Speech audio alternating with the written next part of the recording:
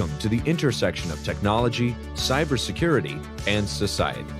Welcome to ITSPmagazine Podcast Radio. You're about to listen to a new episode of Audio Signals. Get ready to take a journey into the known, the unknown, and everything in between. Recorded at no specific point in time nor space, ITSP Magazine's co-founders Marco Ciappelli and Sean Martin follow their passion and curiosity as they venture away from the intersection of technology, cybersecurity, and society to discover new stories worth being told. Knowledge is power, now more than ever. All right, here we go. Sean, for people that are watching the video, they know it's not just the two of us. Are you there, Sean? Are you in another dimension? That's right. That's right. And technology's having fun with me. Oh, I see. Yes. So I didn't catch the intro there, Marco. Are you actually inviting me to join you for this? I did, and now I'm kind of regretting it, to be honest. That's right. It would have gone much more smoothly if I wasn't. No. What I was saying is that for people that are watching the video, we're not going to do the usual back and forth and then tease who is on the show, because people that are watching, they know that Larry Nemecek is on the show, also known as Dr. Trek, and we're going to learn why, because there's some fascinating story behind and how he got involved into become such a fan of the show, and that come, I understand, from his love for space and exploration and a lot of other things. So I'm not going to introduce you. I want you to introduce yourself. So everybody, Larry Nemecek, welcome to the show. Whoa, well, that's a big handoff, but thank you. Thank you, Marco and Sean, for having me on. And I appreciate this because I do a lot of Star Trek. I have my live stream and my podcast, and I talk with a lot of other folks on their podcasts, and they tend to all be Trek. And anytime I can bust out and go mainstream science and space, it's great, because I think anybody who calls themselves a space professional, or a lot of scientists in general, there's a little bit of Star Trek in their DNA somewhere. I mean, it was amazing when I had a couple of nice insider tours around the I always want to say Johnson Manned Spacecraft Center, the Johnson Spacecraft Center in Houston, and 3/4 of the people, just employees that I worked, somebody would introduce me with something about Star Trek, and they're like, oh yes, I'm here because they wouldn't just say I'm a Star Trek fan. They'll say I'm working at NASA because of Star Trek, grabbed me and sent me this way. But that's when I was a kid. It was the time of the early launches. I remember mom and dad. I mean, I was growing up in not rural Oklahoma, but like suburban adjacent central Oklahoma to Norman, where University of Oklahoma is. And it was the days when you stopped and when there was a launch, because sometimes you weren't. Now I get it that in those days it was like a betting game almost. Is it going to get up? The first few years, right? But everything stopped, and my dad would come in out of the garden, and my mom would wipe off her hands and come out of the kitchen, and everybody would watch the launch of whatever it was going up. If it was a Mercury flight or the early Geminis and whatever, and then we got to Apollo. But that was, I was a NASA kid and a space kid before I was a Star Trek fan, or even a sci-fi fan, or much of anything else. And that was the posters on my wall. And I could tell you Gumdrop and Spider, and besides Columbian Eagle, or Charlie Brown and Snoopy, or I've gotten a little hazy on some of the later ones, but that was, in the crew pictures and the names, and even to the point where in junior high I had to do a term paper in one science class, and I did it on Gemini as the forgotten or the middle child of the, Apollo is the glory one, and Mercury is with the pioneers, and Gemini's kind of lost in there. I mean, it was, I like sci-fi, but I was very grounded in that, and history. I love history, and that got me on the road to what Star Trek is, more than just being a sci-fi. But it doesn't surprise me, because the connection is right there. I mean, if you like one, you have that way of thinking, of dreaming about space and exploration and discovery. So when sci-fi shows up, I think it's right there. I don't see anything wrong with that. Well, and the folks at the National Air and Space Museum at the Smithsonian agree with you every other swing of the political winds pendulum because they have the original. No, I mean, they have, and I get it. I don't mean politics as in people screaming, but I mean, I get some people's, when you talk about museums and display and interpretation, some people want, if it's the Air and Space Museum, it's like, why do we have things that actually didn't fly? But every other iteration, Paramount gave the original 11-foot filming model of the big Enterprise and a couple of other pieces. But at the time, they said this is what inspired, fictional flights of fancy. And that's what inspired everybody who made it real, whatever the century was. And there have been things along that way. And then you have someone, then after 10 years, the next iteration comes back and says, why is this on display? This never flew. That has nothing to do with reality. And then it goes into the, storage for 10 years. And then it comes out again when the next swing comes back, or when the franchise is popular and they think it'll get people in the front door. And currently, thank goodness, right now, we're back to not just the Enterprise, but other bits of from fiction and literature. This is what inspired the dreamers to dream real dreams that made the hardware, really work and got us off the ground and into orbit and beyond. So anyway, that's a thing that happens. People, go back and forth. But the thing about Star Trek versus all the other, whether it's sci-fi or even like the superheroes, to me, it was like Star Trek. I mean, I didn't think about it consciously, but Star Trek is us in space, both historically and, hire a science consultant. And yeah, sometimes it gets muddled or the writers want this, but we try. And as the years go by, they've actually gotten even better at it, about making the drama and the science work together without having to, make people run screaming from the room that no science, kind of a thing. So anyway, that's why. And so, yeah, we love Star Wars even, but I don't think, I've been, had the chance to have a tour of backstage, like the Johnson Center in Houston, and talk to people, just being introduced to somebody, or just on the fly, and somebody introduces me and says something about Star Trek, and they'll say, I'm here because of, not just, oh, I'm a Star Trek fan, but they'll say, I'm at NASA because of Star Trek, or I'm in my field because of Star Trek. And you don't hear that. And I'm not trying to set off a clickbaity Star Trek war here, but that's not what Star Wars is about. Well, Star Trek's about a lot. Star Wars is about a lot of other things, but that's not part of its. I met a Jedi the other day. He said he's a Jedi because of Star Wars. So That's right. just a little joke. Sorry. No, but I agree with you. You can throw a Battlestar Galactica in there as well, right? And, just to completely mix it up.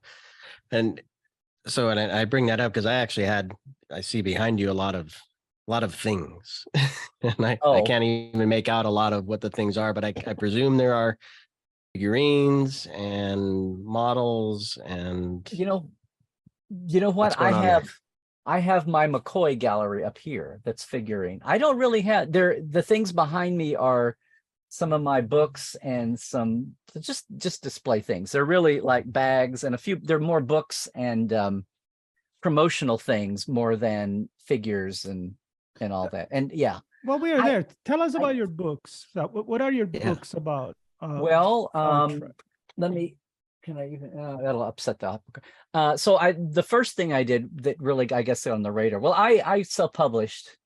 I did, in the old days when people did zines and fan fiction is what kept Star Trek alive, to get to the club stage, to get to the convention stage, to show numbers.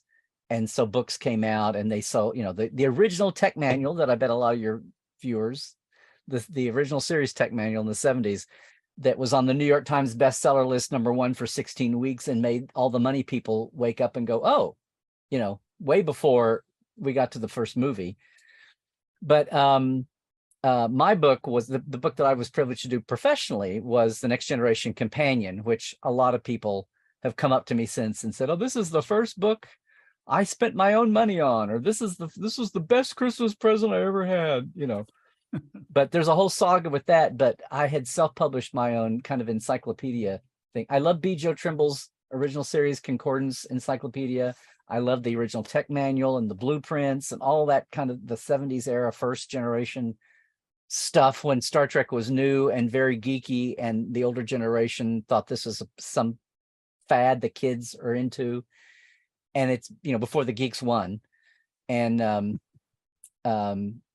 that's so what everything I did was based on that, and in the making of Star Trek that Stephen Whitfield Poe wrote, like how the show actually came together. And that's what, and you know, you love the actors, but the behind the scenes, the making of it, and also the canon, the universe, how the world of Star Trek is put together, the real world and the fictional world, I guess.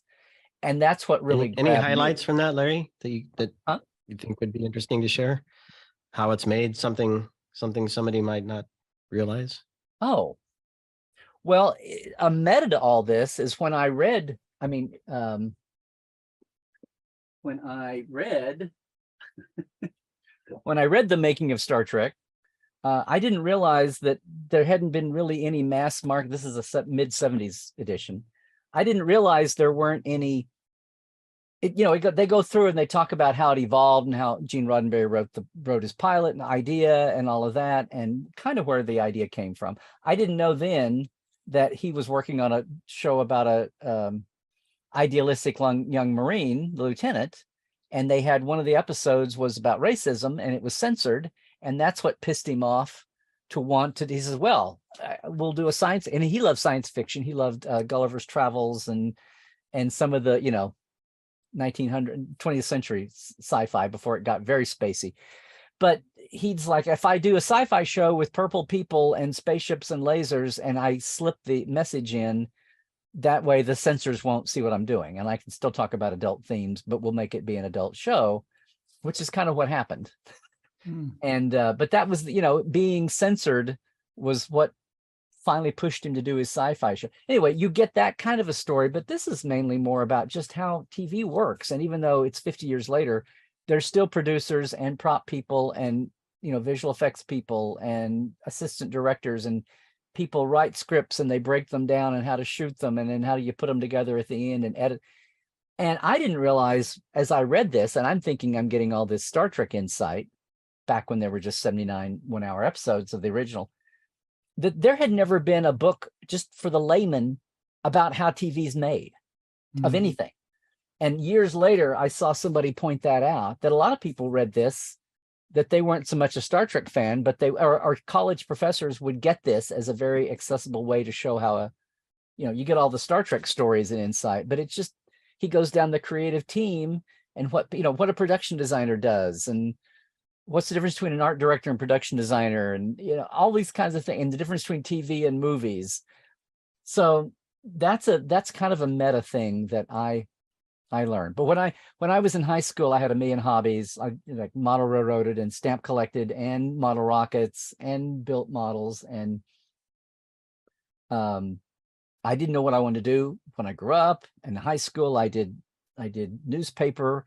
I edited the paper, and I was in speech and theater and all that. And I had no idea. And I went to college kind of hedging between journalism and between theater. And the bottom line is, that's really what kind of prepared me for my Star Trek life, because it wasn't planned, but I knew what I enjoyed doing. And then I kind of got a rude awakening that what I enjoyed doing as a fan wasn't what the masses maybe enjoy. I already knew I didn't want to write fan fiction about Spock. I knew that wasn't I love Spock. I love all the characters. I love Dr. McCoy and Scotty and, everything. But I knew Spock and Kirk got all the attention, and I'm always an underdog guy. And I eventually wound up that's just where my attention went. I thought when I went to my first overnight real sci-fi convention, I took all of my I could put it all in one box then, but I took my behind the scenes Star Trek books and things with me, because I thought we all sat around and talked about that. I had an interesting awakening when I got there and saw that's not what people did. But over the years, I realized I was kind of in a minority, and the internet's helped make me see that I'm not in such a tiny minority, the tech heads and the canonistas and all of that. But I realized I was in kind of a niche as far as if you really got into what your passions were. But what finally happened was, after I did the companion book and talked about behind the scenes and how things were done or how they weren't done, and then, put continuity together and all of that, and why the writers did what they did, and and the things that were not done or deleted and cut out and all that, was it dawned on me that being a fan, when I would read things in magazines and it would either be bland and shallow in Trek magazines, or it was like, why aren't you doing a story about this? Or why do you have that person? You're not asking them that. And it dawned on me later that having a journalism background, and I worked in news, in daily print news in Oklahoma for 10 years, and having a journalism background and a theater entertainment, here's the mindset of creatives, and then being a fan on top of that. And it was like a perfect three-legged preparation for what I was lucky enough to be able to fall into doing. Got picked to do the companion book, and then we came to LA, and that's kind of what's animated me. But I look back, it's like a fan wouldn't know how to deal with entertainment people.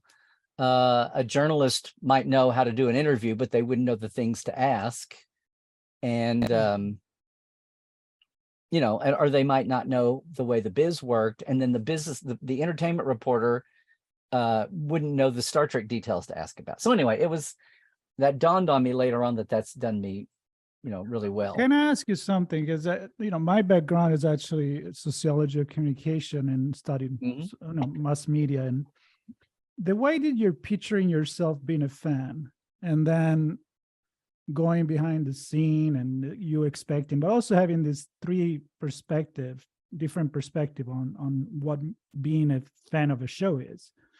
Do you think that now, because of the internet, because there is no more secret anymore, is it different to be a fan now? Does it have a different meaning compared with back in the 70s? I mean, I was born in 69, so I'm like, you know, I was a kid at 70s and 80s, so it is different. We didn't have the technology. Well, it's way different.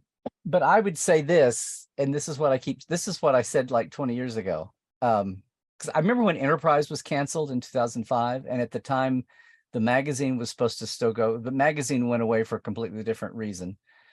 The owner, Decipher, bought out the official fan clubs and Decipher Games, and then they went all but bankrupt because the owner's brother-in-law was embezzling from the company. So anyway, so TV Star Trek was ending, and Viacom was, I call it the Viacom divorce, you know, when CBS split off from Paramount, and that era started 12 years. And then on top of that, the company that I did the fan club and the magazine that I worked for that was still standing, you know, went away within a couple of months, and we had nothing for ages.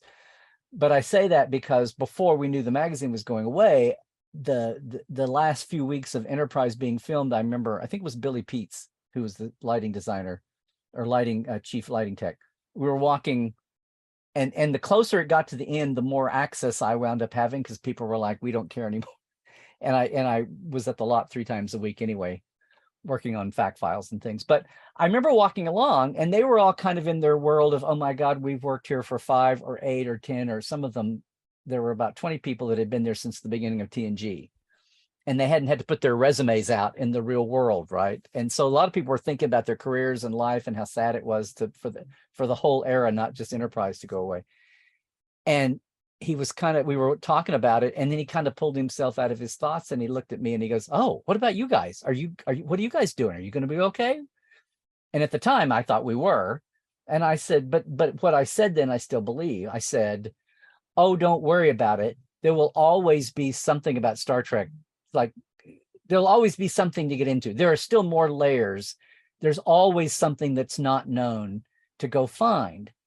And that was in 2005. And now we've had the Kelvin, the J.J. Abrams movies. And now we've got the new world, or the new paradigm of the modern shows with 10 episodes, seasons streaming. And we've got 2 animated series, and there've been missteps and hiccups and bad bursts, but by and large, the new world is here. And in media talk and business models, now we've got the streaming model versus the old network commercial model. But all that aside, what I said then, I still think there will always be, no matter what era, no matter if it's 1964 or 2024 or 1994, there will always be more Star Trek out there. Well, I have a saying. One of my taglines for Portal 47 is, Portal 47 is for all the Star Trek fans who have no idea how much Star Trek they still have no idea about.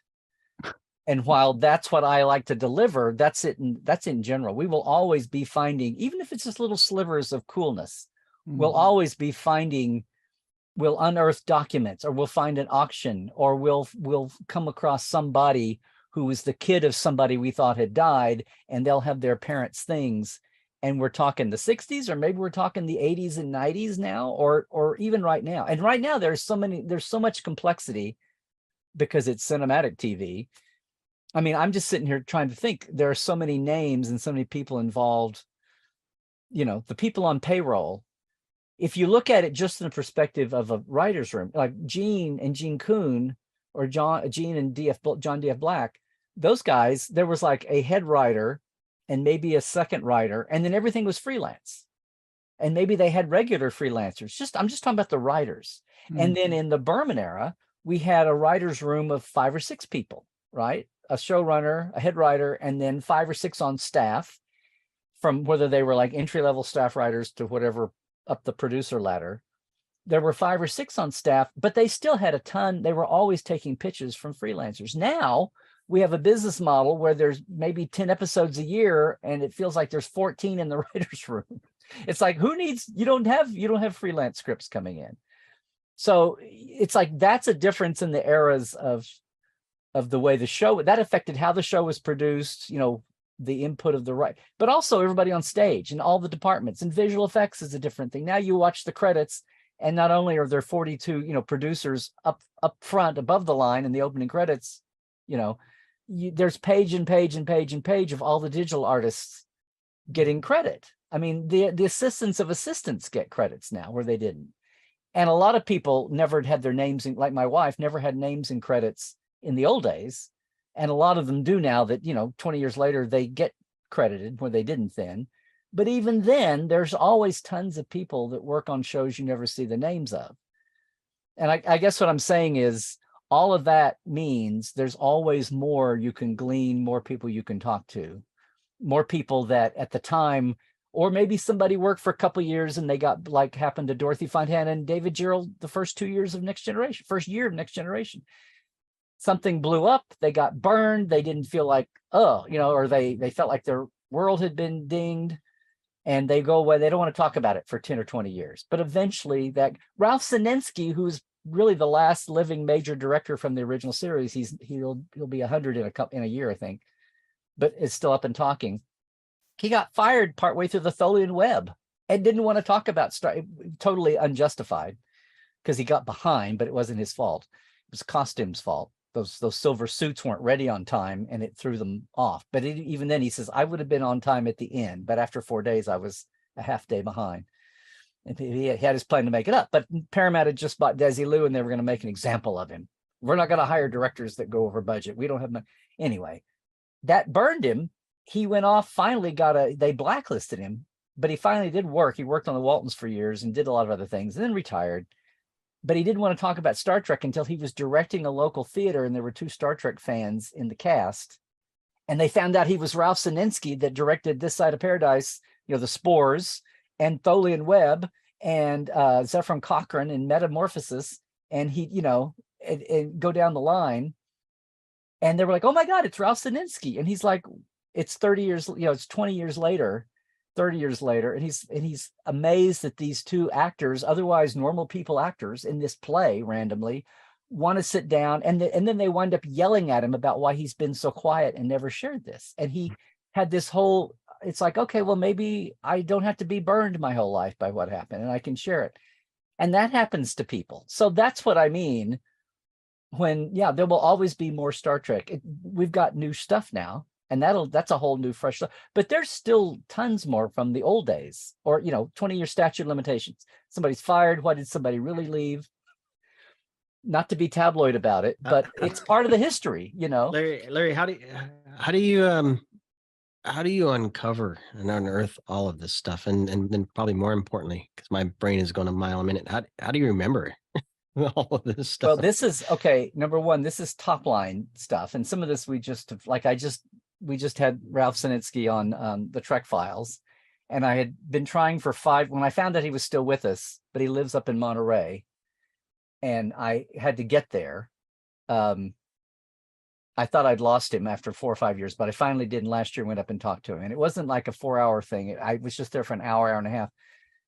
But we wound up using a lot of it as special editions of the Trek Files, my podcast for Roddenberry. So that's like fresh in mind. And there's a ton that I've got on tape, and I don't even have transcribed. I'm working on ways to get some of this out. But it's what I did for the companion, and then I just kept going after the next gen, and I didn't do the DS9 companion, but we were there. My wife worked. Everybody knew me and trusted me, and I had the access. And so the whole Berman era, I've got 500-600 hours of cassettes here that need to be digitized. Some has, but I need to digitize it. And then a lot of photography of my own, not a lot of it just like going into warehouses and shooting props, or occasionally some actual moments.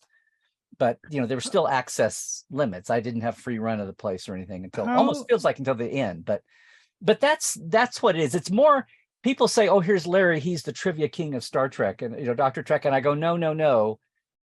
There's a lot that's up here, but I've forgotten a lot. But the important thing is, if I don't know it, I know where to look it up, or who to ask, or I know where the bones are buried.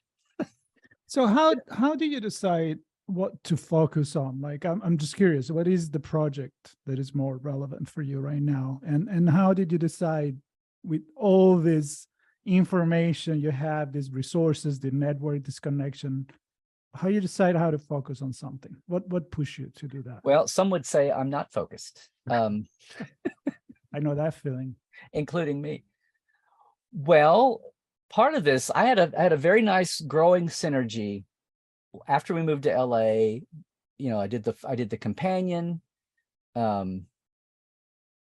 Things started, part of this was like the world was changing around me. Technology, media was changing, and the popularity of Star Trek was on the upswing. And I got to edit the Communicator magazine for 8 years when that was growing. And Fact Files was a global, not in the States, but around the rest of the world, was a very intensive that needed, there was a whole team of people working on it, but they needed some direction. So I not only wrote some pieces, I wrote the tech things in layman's term.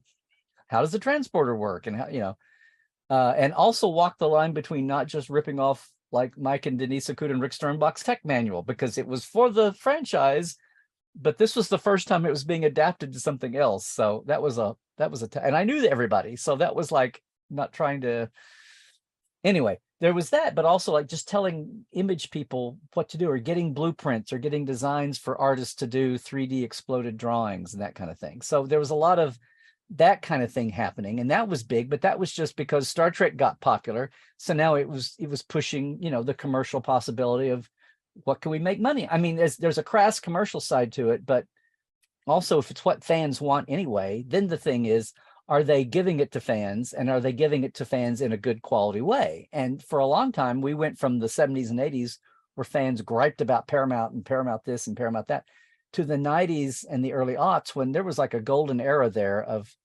people like me had the keys to things and were getting good stuff out to fans at a high level, especially when the studio couldn't afford to. The studio now, Paramount, CBS, and now Paramount, they document, there's so much done on the modern shows, but that wasn't done back in the day. They only had budget for like a photographer for 1 day of any 7-day shoot on Next Gen or DS9 or Enterprise or Voyager. So there are days when, and in the old days, you didn't make a screen cap. So it was like, if a photographer didn't shoot it, eventually you could get a screen cap by the late 90s, but it was either going to cost a ton or it was going to be grainy because you're taking it off the original, you didn't have high def to. I mean, that's part of the evolution of where things are now. And that was a thing that now is like not even a concern. You just screen grab what you want. But if you want, you're doing an NFT for it. Huh? Now you do an NFT for it. Yeah, but see, there was a Star Trek licensed NFT. I'm not so about the whole thing myself, but what I do know is before I could care one way or the other about it, the fandom rose up, and there was a licensed NFT that wound up lasting about a month or two because most of the fandom rose up and said they didn't like it. There was such a and why are you licensing an NFT, and isn't that run counter to everything that Star Trek's about? And anyway, yeah. So that didn't go. But I'm sorry, I'm rambling. I do that. I was trying to get back to the point here of things kept evolving up until the time everything blew up in 2005. Like I said, 3 ways. The studio blew up and had the live action Star Trek ended, and my last personal real connection to it kind of blew up. And I never did answer your question, I think. I think in a way you did, but the question is more like, maybe I'll change it a little bit. Like, what do you think the fan of today, the big fan of Star Trek today would want? Right? I mean, I'll ask you. I guess my short answer to your original question would be, if it's all out there for fans and there's no mystery left, I would just say that's a false assumption. There will always be more to dig out. There's, if nothing else, as crazy as this sounds, the mysteries of the past are just things we didn't get to, like Gene Kuhn died in 1973. There's tons I would love to ask him. So we have his assistant is still with us. She's 80. She's amazing. You know, people that knew him, but that's a case of time. Now it's almost like a case of complexity. There's so many people working in so many layers. And, you know, digital work makes that easier, but also it makes it more insane, because instead of, you know, Matt Jeffries drawing in the 60s that then a model made something from it. Well, now there's somebody's prelim that's made better, that's then turned into CGI. And then at some point, maybe somebody made a real model of it to sit on a desk as a prop. So there are so many layers. Do the fans contribute? Yeah. Sorry, Larry. Do the fans contribute as well?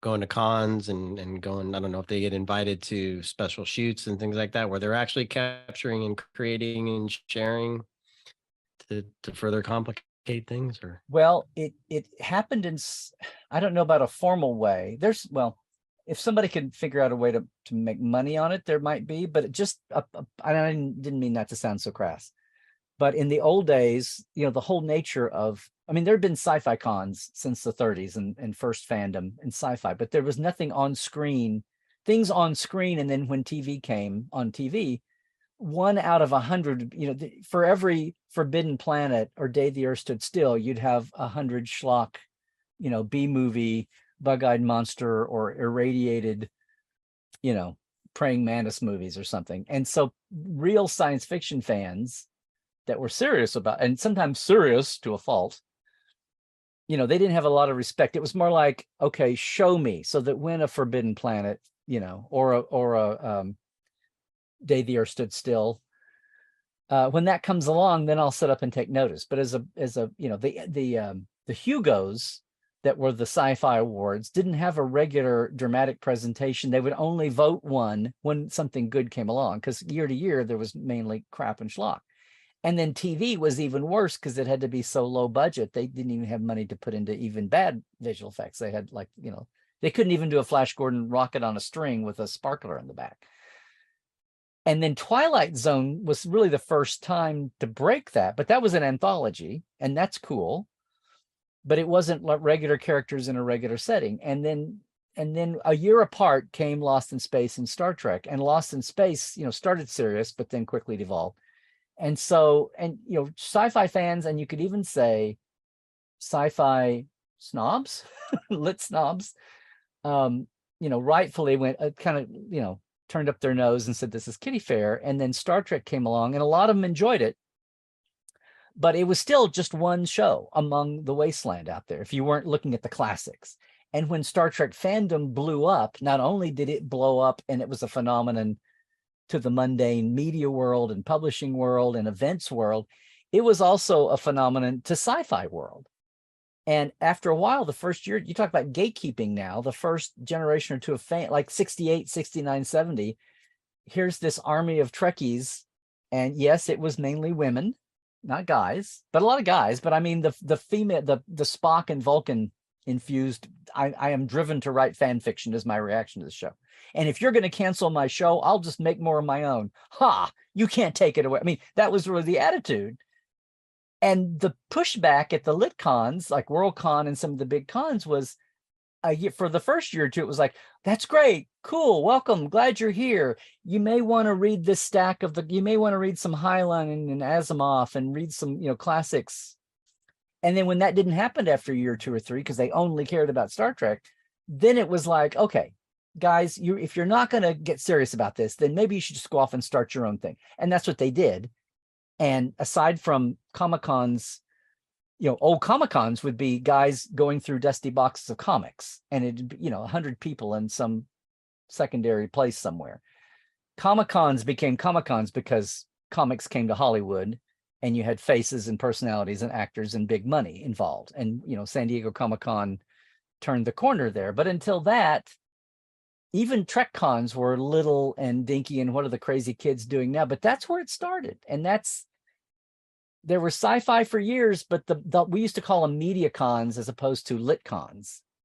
And I would even say lit snob cons, because they kind of pushed the media, the Star Trek people. And then very soon there was Star Wars and more sci-fi of good and bad quality, eventually.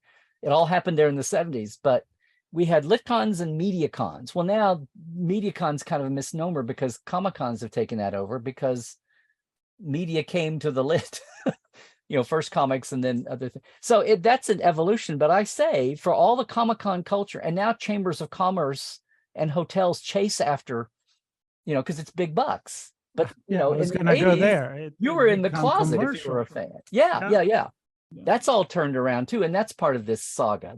So it's interesting that we have fresh Trek to get into now week to week, and there's a different, that's amazing.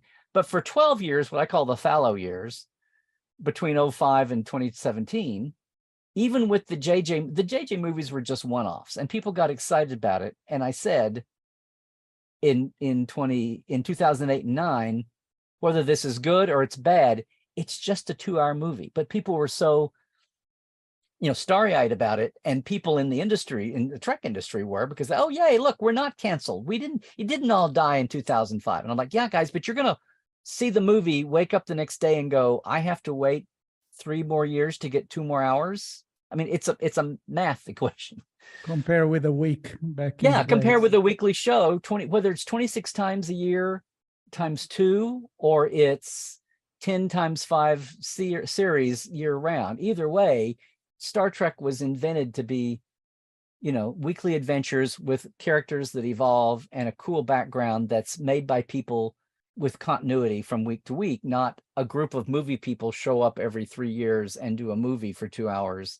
Even if it's the same cast, a lot of the creatives change from movie to movie, which is exactly what, and these are movie people who do other projects. They don't want to promote this 24/7. When you're an actor in a series, that's your livelihood, and you want it to go, the old days, you want it to go as many years as you could, so you're going to go promote.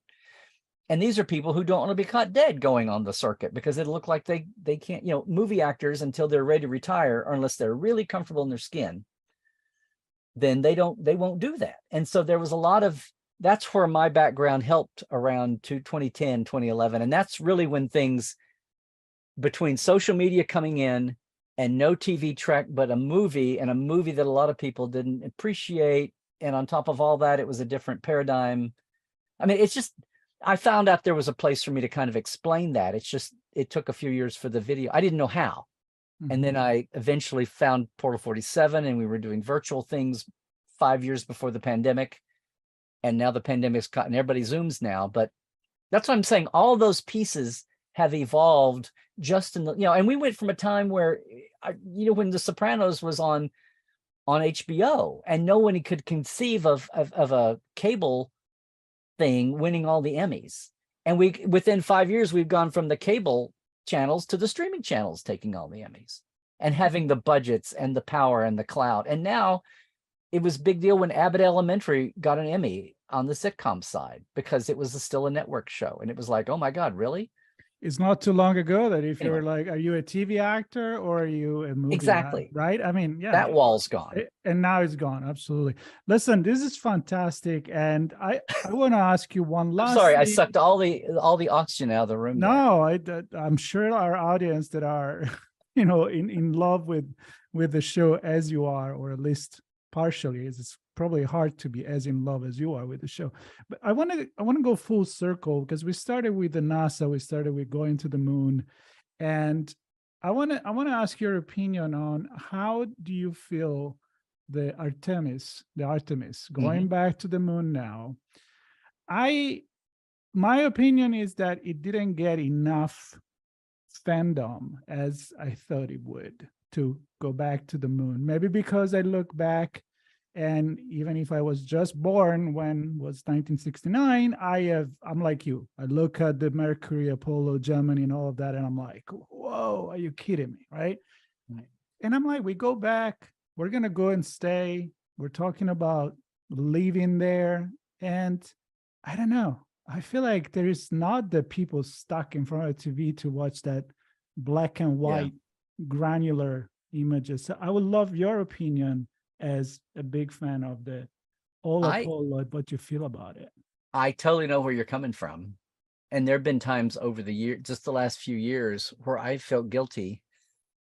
I don't know about stopping and going in and watch, because now what do we have TVs everywhere on our phones and tablets and desktop computers, and you can stream and watch everywhere. So it's not the days, but it's like everything else.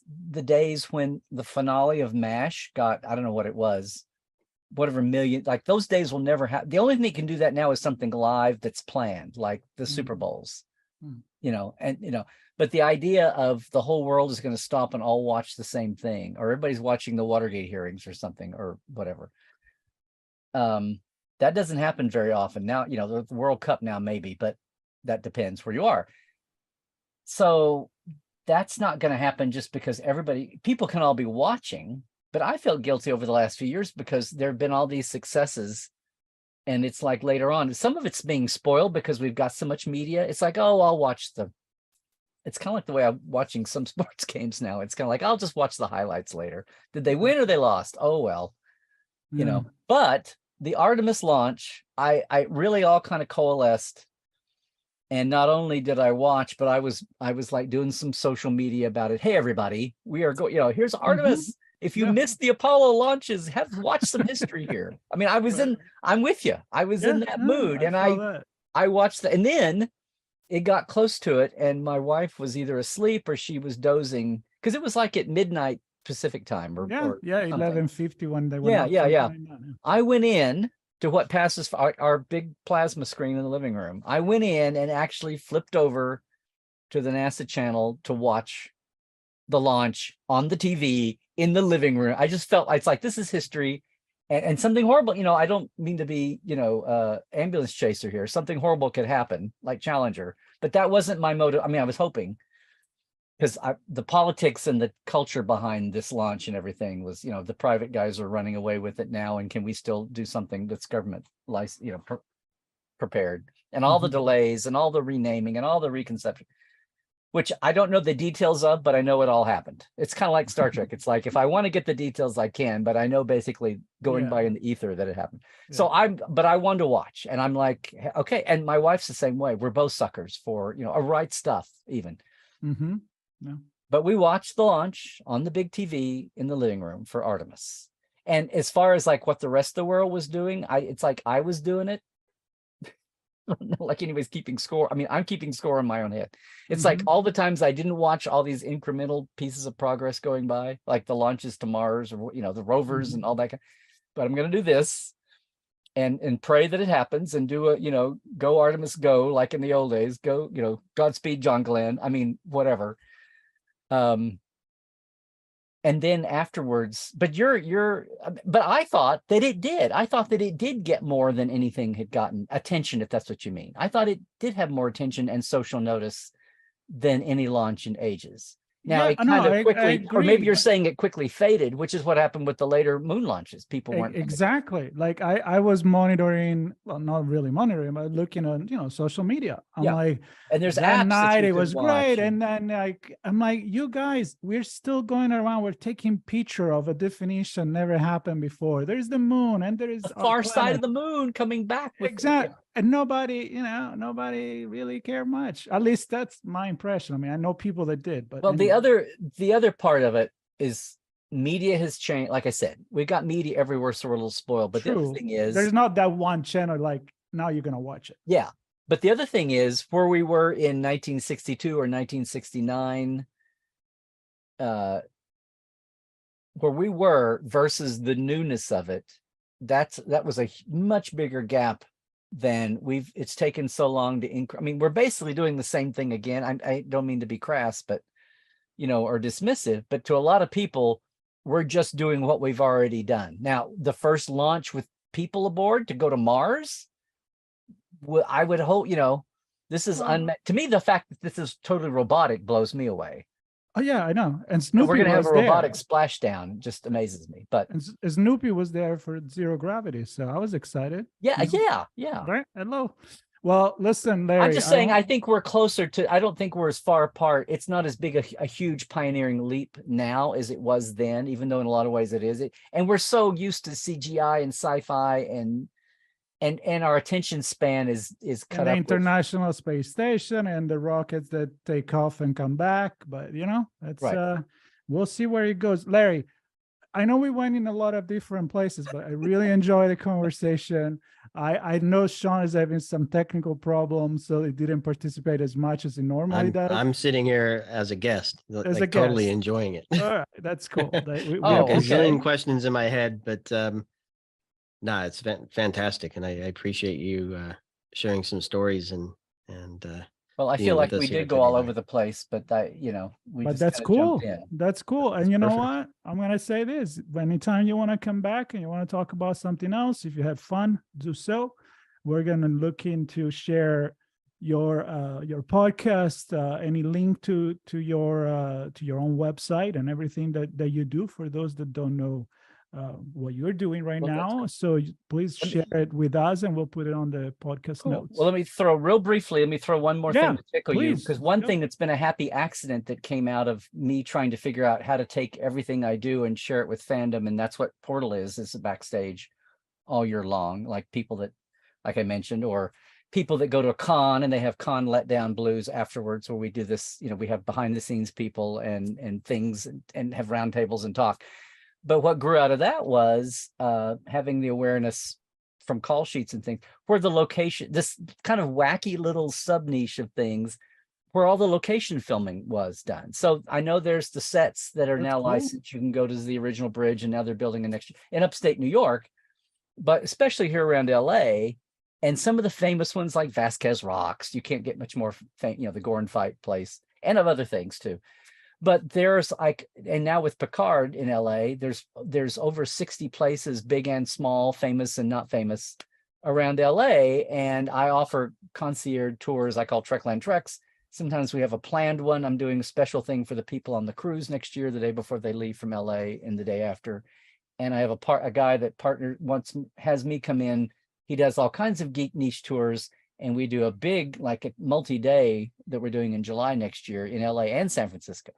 But that's like experiences.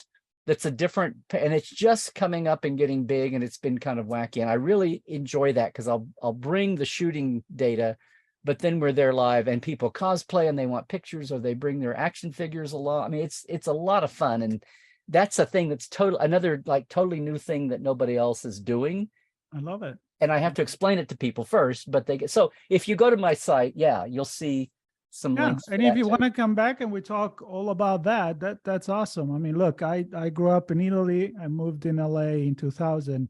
I still go in places and I'm like, holy shit, that's where they filmed that movie. So if you have a passion for something, I think it's exciting. If you're a fan, there's a lot to discover. Yeah, it's kind of fun. I have friends that do that like across the board, just like general movies. But I kind of backed into it with Star Trek. It was kind of like a specialized, niche. But it's a lot of fun, and just the smiles on people's faces when they go to that, or they go to Starfleet Academy, or they go somewhere and they go and you're comparing the clip and the frame, from the thing you've watched for years with the real life, and it's just something you can't explain to people till you do it. I agree. All right, Larry, thank you so much. Everybody stay tuned for another episode of Audio Signal coming up. I don't know what it's going to be about, but I'm pretty confident it'll be good, and this one for sure was. So once again, thank you, Sean, for mostly watching the show and listening. And thank you so much, Larry. It was a great pleasure. Well, thanks for having me. Truck well. Cheers.